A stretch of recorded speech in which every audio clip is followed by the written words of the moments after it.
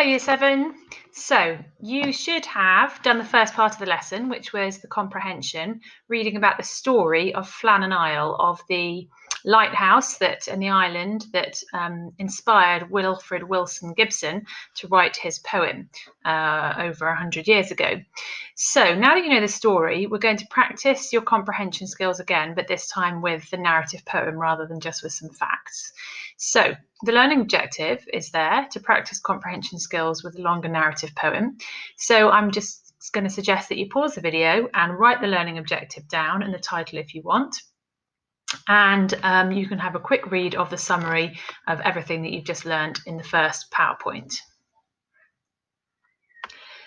So the way that we're going to do this comprehension is we're going to read the poem in chunks. Now, if you don't want to listen to me, there is the poem and the questions are just on a worksheet attached to the lesson. But if you think it'll be easier for me to read a section of the poem to you and then you think about one of the questions I can read to you, then follow this film. So you are going to answer in full sentences in your books. It's a long poem, but there are only 12 questions. You don't need to print these pages out. It might look like it's a worksheet, but the questions are just written next to the bit of the poem so that you can see exactly which part the question is asking you about. And I'm going to talk you through that anyway in this video. So here we go. Let's make a start. Flannan Isle. I'm going to read this chunk here, and then I'm going to read the question to you, and then you're going to pause the video and have a go at answering it. So, though 3 men dwell on Flannan Isle to keep the lamp alight, as we steered under the lee, we caught no glimmer through the night. A passing ship at dawn had brought this news, and quickly we set sail to find out what strange thing might ail the keepers of the deep sea light. So this is how Gibson starts his poem, and the first question based on this section is, why did the speaker in the poem go to Flannan Isle? Now, you probably already know this from the story, but I want you to just have a look, and I've highlighted some sections to help you there, giving you a little bit of vocab so that you can answer a question according to the poem, why did the speaker in the poem go to Flannan Isle? So because you're answering in full sentences, you're going to start off with something like, the speaker went to Flannan Isle because... da, da, da, da. So pause your video now and have a go at answering that question. Well done. Next section then. The winter day broke blue and bright, with glancing sun and glancing spray, as o'er the swell our boat made way, as gallant as a gull in flight. But as we neared the lonely isle and looked up at the naked height, and saw the lighthouse towering white with blinded lantern, that all night had never shot a spark of comfort through the dark, so ghostly in the cold sunlight it seemed that we were struck the while. And the next line actually on the next slide is that they were struck with dread. So the 2 questions on this section, first of all, and you can see here where I put the brackets, let me get my cursor, is that question 2 is just about these 4 lines here. That's what these brackets are for. And the question is, what is the atmosphere like on the sea? I've made it a little bit easy for you here because I've highlighted some key words just to make you feel like you're really confident with answering these questions, even though it's poetry. But I think you can probably have a read and say something else apart from just those 2 words about what the sea and the atmosphere on the sea was like.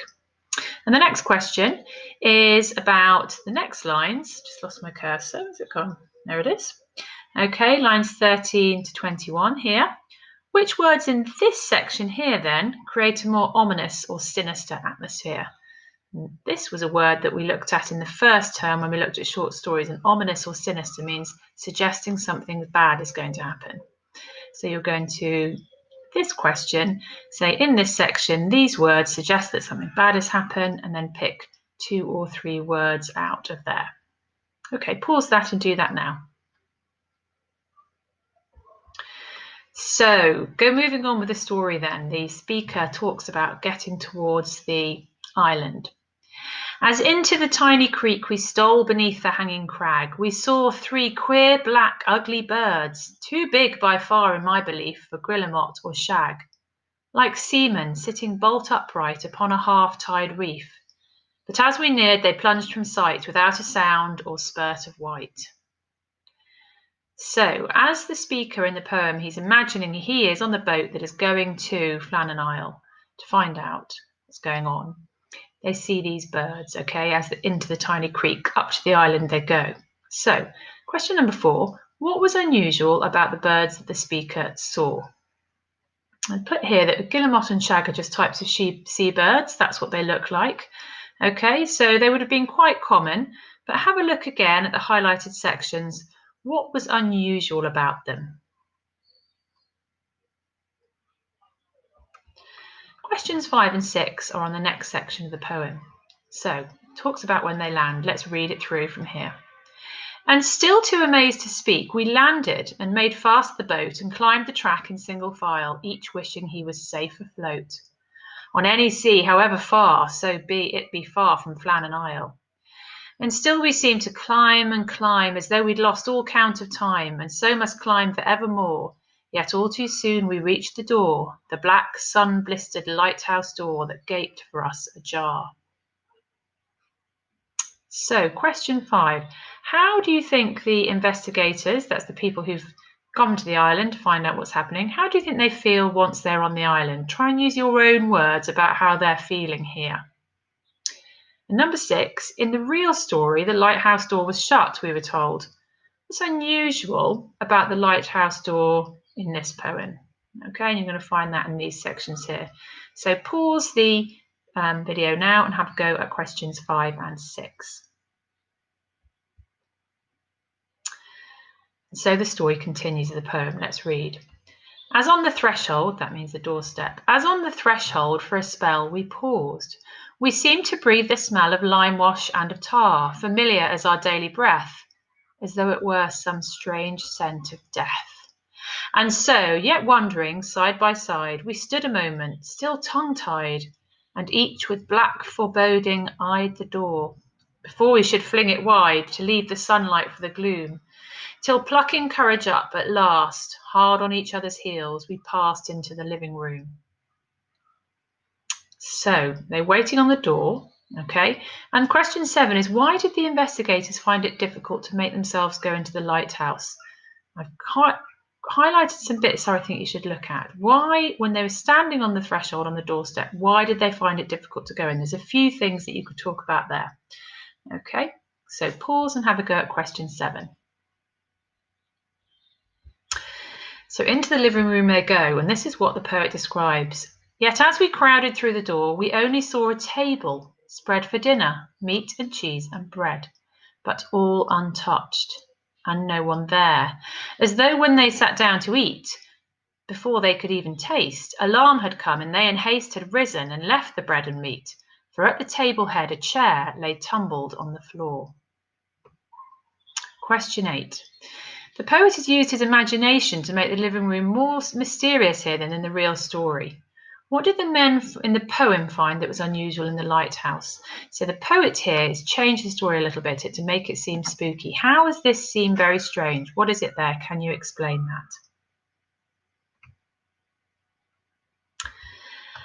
that? Okay, we're going to read the next section. There's no question on it, and then move on to question 9. We listened, but we only heard the feeble chirping of a bird that starved upon its perch. And listening still, without a word, we set about our hopeless search. We hunted high, we hunted low, and soon ransacked the empty house. Then over the island, to and fro we ranged, to listen and to look in every cranny, cleft or nook, that might have hid a bird or mouse. But though we searched from shore to shore, we found no sign in any place, and soon again stood face to face before the gaping door, and stole into the room once more as frightened children steal. So still writing in your book, glimpse back over that bit. Question 9, I want you to write down some words or phrases which suggest that the investigators looked for the men really thoroughly. How do you know that they searched everywhere on the island? What are the clues there? Okay, still working on your book, so pause the video and then move on to the last couple of questions. Aye, though we hunted high and low and hunted everywhere, of the 3 men's fate we found no trace of any kind in any place, but a door ajar and an untouched meal and an over-toppled chair. So here the poet summarises what they did find. What did they find about the men? What are the only things that they found? For number 10, you're going to write those down.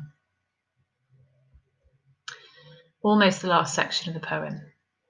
And as we listened in the gloom of that forsaken living room, a chill clutch on our breath, we thought how ill chance came to all who kept the Flannan light, and how the rock had been the death of many a lightly lad, how 6 had come to a sudden end, and 3 had gone stark mad, and 1 whom we'd all known as friend had leapt from the lantern one still night and fallen dead by the lighthouse wall. And long we thought on the 3 we sought, and of what might yet befall. Now, Gibson gives us some more mystery here and tells us what happened to the 10 previous lighthouse keepers. Okay, and I've highlighted here, this is where you need to look at them. What has happened to them? You can try and put it into your own words. Okay, saying that ill chance, bad luck had come to everyone who worked on the lighthouse here. What had happened to the previous people? Pause the video and write down your answer to that. So this is how the poem ends. It says here that they feel like curs, like dogs that have been brought to heel. Like curs a glance has brought to heel, we flinched, we listened, flinching there, and looked on the untouched meal and the overtoppled chair.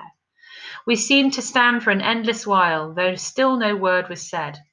3 men alive on Flannan Isle who thought on 3 men dead. So at the end there, they're saying that there are 3 of them investigating alive, and they're just thinking about the 3 men who must be dead, and they just don't know where they are. However, I say they must be dead. For the last question, so you can use your imagination here, you're going to write down what you think has happened to these men. Okay, what do you think happened to them? There are some ideas we know from the first part of the lesson, but this is your chance to say what you think happened. Okay, so that's the last bit you're going to do today, and I will just show you that on the PowerPoint that's attached to the lesson, there's all of this there if you want to go back and have a look at any of the questions again. And this, I guess I've put this as extension work, but there's just a few clips that if you've been interested in the story, you can have a look at. But you'll need to go onto the separate document attached to Show My Homework to have a look at those. But well done for listening. It's a long poem. It's quite complex in terms of some of its language, but you've done a really good job today at reading, comprehending, thinking about applying what you know. See you next time.